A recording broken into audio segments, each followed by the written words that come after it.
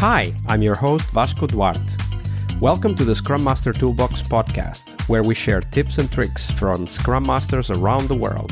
Every day, we bring you inspiring answers to important questions that all Scrum Masters face day after day. Hello, everybody. Welcome to our Success Thursday this week with Andrew Mitchell. Hey, Andrew, welcome back. Thank you. Good to be here.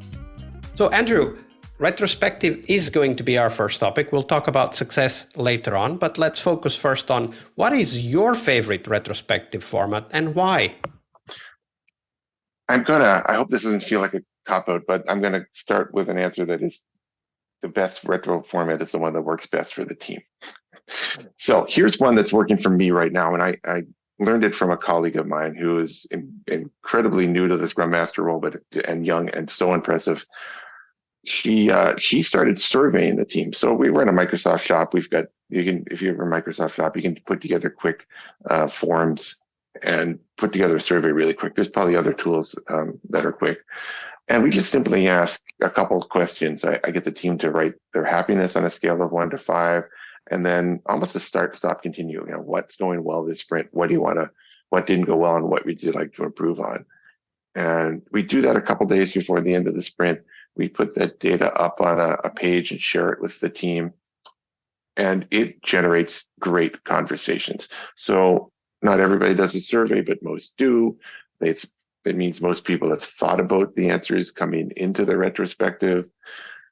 It means that the folks that haven't answered can have some points to go off of. It's not a blank sheet for them because not everybody's thinking about how to improve the team all the time. And for me, what makes it a valuable format is that it just leads to great conversations and 1 or 2 action items that we can improve the team in the next sprint. That's working really well at my current organization. Yeah, absolutely. I really like the aspect of kind of seeding the thinking, because that really develops, because a lot of people are able to come up with answers on the spot, but some are not. And even those that are able to come up with answers on the spot might not have thought deeply about it. And they come up with answers because that's what's being prompted, but they don't necessarily have invested a lot of time into thinking how that goes. So I really like the simple way of just doing a survey because of, collects the data, obviously, but also that it seeds the thinking for the team. And as you said, those that might not have answered the survey, once they see a lot of answers in the summary that you guys have created, then obviously they will come up with their own ideas, right? Yeah, 100%. And I'm totally that guy. I always have the best ideas for a conversation or happen after it's over. So I think that is helpful. Absolutely. And of course, the retro the best retro is the one that works best for the team.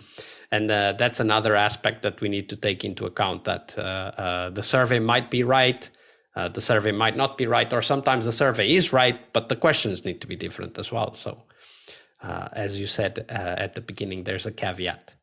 For sure. Yeah. So Andrew, of course, we do these retros because we want to be successful as Scrum Masters while we try to help the teams succeed on their own. So share with us, when you think about it, when you do your own reflection, what does success mean for you as a Scrum Master?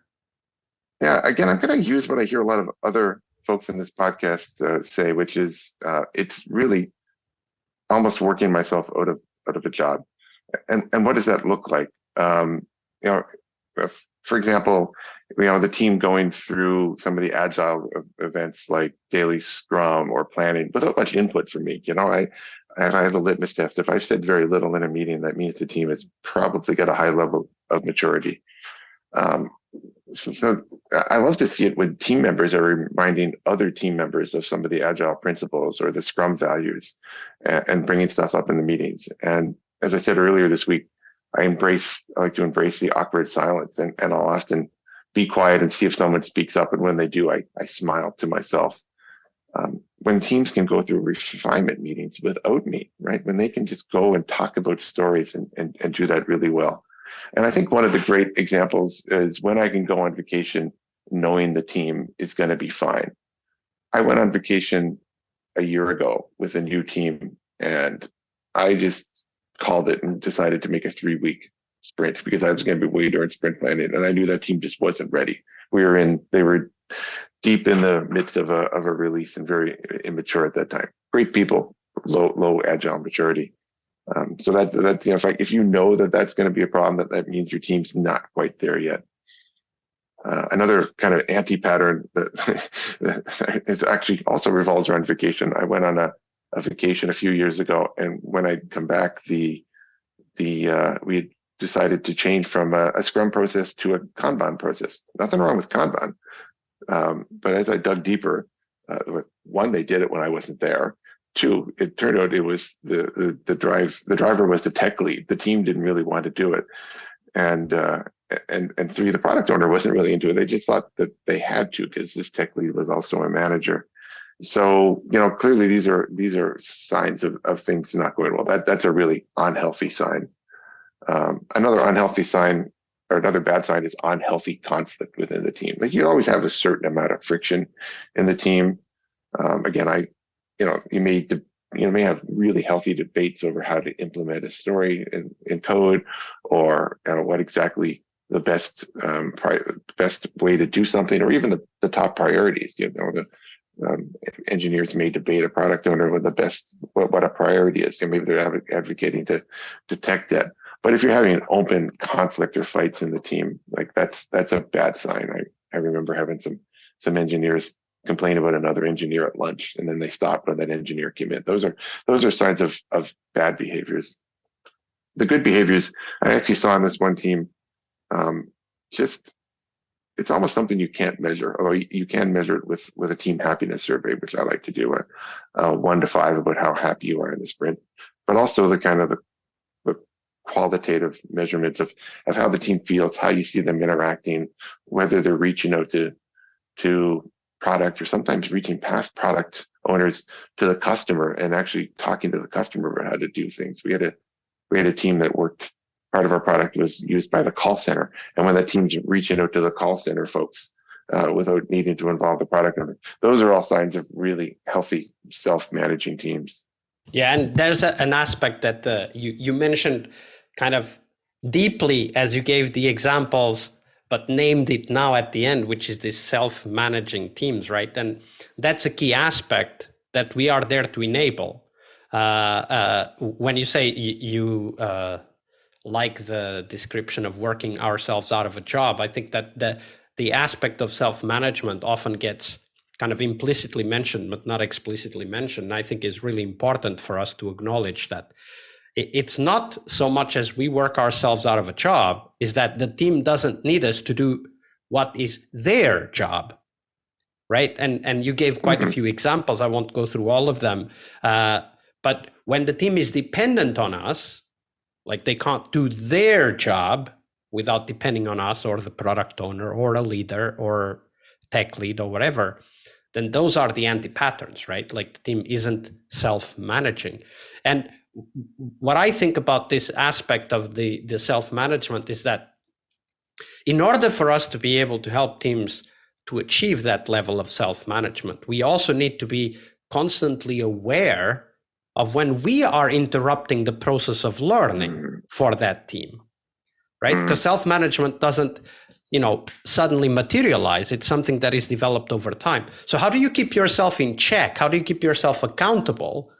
How do you make sure in the end that you're not interrupting that process of learning to be a self-managed team? Yeah, it's interesting. There's a couple things that jump to mind on that. One thing is I've heard some Scrum Masters be concerned that they need to understand, they need to be developers to understand what the team does. But so I think that can lead to interference. Good news for me is I haven't written code that's gone to production since 2007. So I can't get in on those technical decisions. And I think that's really important. And again, I touched on it, in embracing that awkward silence, letting the team kind of struggle and figure some things out on their own is a really good way to not get involved in those patterns. So, I have a strong policy. I like to sit at the table with tech and product when we're having conversations, but I don't step on tech and I don't step on product. I might have some opinions on those, but like those people have to make the decisions. And then, I encourage product, and if there's a tech lead on the team, to let the line engineers actually be creative and come up with the work and work with customers to, and in my last organization, they embraced some of the Marty Kagan inspired stuff and allowed the engineers to get really close to our customers, as close as possible. When you're starting to see those kind of interactions and you're encouraging those kind of interactions, that's when you're really going to see self-managed teams, and also teams that have fun, that have creativity, that are really have that trust and psychological safety, because they know everyone's kind of, rowing the boat in the same direction, to use another metaphor. Which can only be done once you know you're rowing a boat. This same direction is actually very important, because, and that's our job, by the way, figuring out if they think they are or are not going in the same direction, and to trigger the conversation and to help them realize if they are not, that they are not, and what that means. And if they are rowing in the same direction, make sure that direction is explicit, that they are measuring it, that they are reflecting on it. Right? That's our part of the job. It's not their part, because they are the ones rowing, right? But yes. Somebody needs to say, hey guys, we seem to be rowing a boat, but some of you are pedaling. What's going on? Right? And yes. Of course, that this is kind of a stupid metaphor, but it does happen in practice. And you already illustrated that with 2 examples this week, when you said that there was this role conflict in the team, like the QA didn't trust the developers and the developers didn't trust the QA. Like that is an example when we know as Scrum Masters from the outside, okay, these guys are not rowing, but if they are rowing, they're not in the same direction or even the same boat. Yeah, very, very true. Very true. Thank you for sharing that. And for those of you that really want the checklist, I think this episode was perfect. Lots of great ideas that you can put in your weekly reflection checklist as a Scrum Master. Thank you for sharing, Andrew. Thank you. Part of a successful Scrum Master job is to help the product owner. Tomorrow we explore that critical role in Scrum, the product owner role. Tune in to learn about product owner anti-patterns, what you can do to help the product owner, and a real-life example of what a great product owner is and what made it so. Tomorrow on our Friday Product Owner episode. See you tomorrow. We really hope you liked our show. And if you did, why not rate this podcast on Stitcher or iTunes? Share this podcast and let other Scrum Masters know about this valuable resource for their work. Remember that sharing is caring.